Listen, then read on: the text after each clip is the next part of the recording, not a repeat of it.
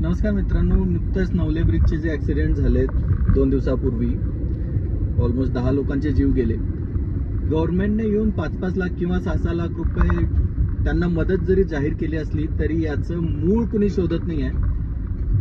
माझ्या लक्षात आहे तेव्हापासून हा ऑलमोस्ट 8वा किंवा 9वा ॲक्सिडेंट आहे आणि सगळ्यांचं रिझन एकच सांगितलं जातं की ब्रेक फेल होतात ट्रक्सचे. पण काय कारण आहे की तिथे येऊन ब्रेक फेल होतात? आता तर खूप लोक म्हणायला लागलेत की तिथे भुताटकी आहे, शेजारी स्मशानभूमी आहे, त्यामुळे तिथे ब्रेक फेल होतात वगैरे.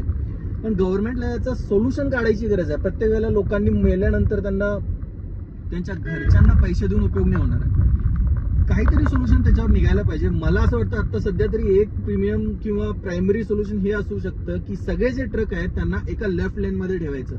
जसा बोगदा क्रॉस झाला तसा ट्रक्सना सिंगल लेन मध्ये लेफ्ट लेन मध्ये ठेवायचं आणि सगळे ट्रक एकामागे एक चालतील. कारण जरी कोणत्या ट्रकचा ब्रेक फेल झाला तरी तो पुढच्या ट्रकला धडकेल आणि ट्रकला धडकल्यानंतर ट्रकचा ड्रायव्हर किंवा त्यात बसणाऱ्या पॅसेंजर्सना इजा होण्याची किंवा मरण्याची चान्सेस खूप कमी आहेत ॲज कम्पेअर्ड टू कार किंवा टू व्हीलर किंवा बाकीच्या गोष्टी.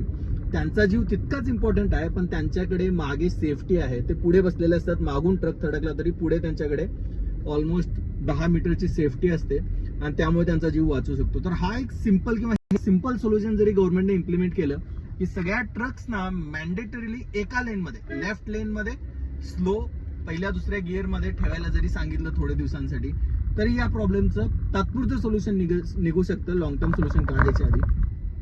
पण मला माहिती नाही गव्हर्नमेंट सोल्युशन काढायच्या मागेच नाही आहे. फक्त त्यांना लोकांना पैसे दिले की विषय संपला अशातला प्रकार होतोय. आणि मी गव्हर्नमेंट म्हणतोय, परत तुम्ही काँग्रेस किंवा बीजेपी वाले येऊन इथं कमेंट सेक्शन भरू नका.